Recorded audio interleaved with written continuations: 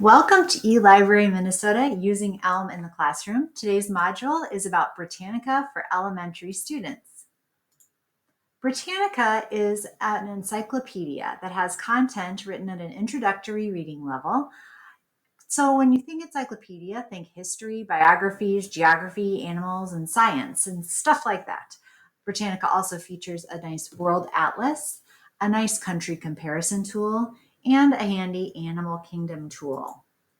To access Brittanica, all you need to do is go to the Elm portal. Remember, these are not apps, they are browser-based. So in any browser, you go to the Elm portal and click on Brittanica Elementary, and you'll be right in.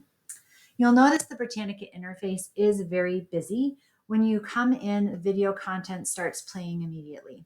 It contains content that would engage young learners, but it might not be clear what they should do when they enter if you have a particular goal for them. So you may need to curate content for them and or encourage them to focus on the search box. Once you're in an article in Brittanica, you can look at the results screen and see all of the great features. You'll find the ability to adjust the reading level, to click the play arrow for the read aloud, and this does a sentence by sentence read aloud highlighting. You can copy and paste the MLA citation. You can change the font size. You can change the language. That is a Google language overlay. Please note that if you do change the language, it does not change the read aloud language. You can save the article to Google Drive, and under the teacher link on every page, you can find a connection to the Common Core standards and the Lexile. Brittanica also features this nice Animal Kingdom research portal. You can link directly to the Animal Kingdom tool so that students don't have to find it themselves in Brittanica. And then they can search by habitat, by animal type, or just in the A to Z list to get to the animal that they like, and then link to all the encyclopedia information about that animal. And you can also adjust the reading level, of course, in those articles so that students can get the same information at perhaps lighter and deeper levels as needed.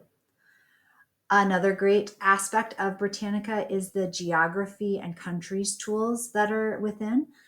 You can directly link to any of these tools. The World Atlas is a Google map of the world that includes an interactive linking to the encyclopedia content. So when you click on the country that you're interested in the map, it will give you some more information from the Brittanica Encyclopedia.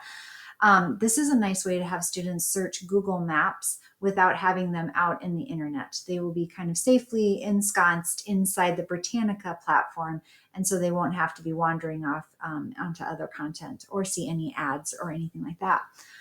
The country comparison tool, you can also provide a separate link to that, and that just allows students to choose from drop downs of different countries to compare statistics, just population, GDP, simple things like that. And then the country Travel the USA tool will allow students, again, to use the Google map to drill down into states and get a lot more deeper in encyclopedia information about states as they click into the map. So those are all three very handy things to use, and you can directly link to them and put those direct links into your LMS, Seesaw, Schoology, Canvas, what have you, and then students can use those tools without having to even navigate to Brittanica.